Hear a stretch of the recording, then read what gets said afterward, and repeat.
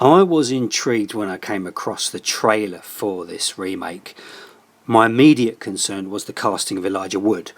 He's not a good actor, and when watching his staring, bulging eyes, all I can think of is, that's Frodo Baggins, and that time when he got punked. Not a good start after watching the trailer. When the film started, anticipation ignited when the film score kicked in.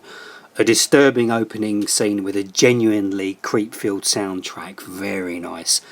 However, there's an early scene when a young woman puts on a music track which many will instantly recognise from The Silence of the Lambs. I'm not keen on obvious nods to other films, and this character's choice track was lazy. There's a huge pool of talent to research the track you want in your film.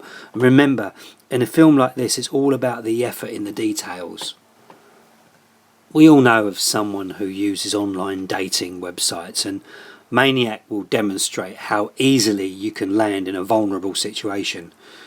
You can be who you want to pretend to be to get a date online. Chilling thoughts. Witnessing the MANIAC's point of view reminds me of the Prodigy video for Smack My Bitch Up. It's different from the exhausted handheld camera style we seem to see so often. The film is beautifully shot with a great music score, and I enjoyed the dark ride and was surprised how well the gruesome effects are, apart from the one with the meat cleaver. Many will think the violence on screen is hard enough and pitched correctly. The brutality of some of the murders needed to be a little bit more creative, perhaps slightly longer, to the point that you, the viewer, would feel uncomfortable. This production needed more moments relating to the mannequins. They're underused and they should have been creepier. Before production, the director should have watched the short film Genesis, which I also talk about.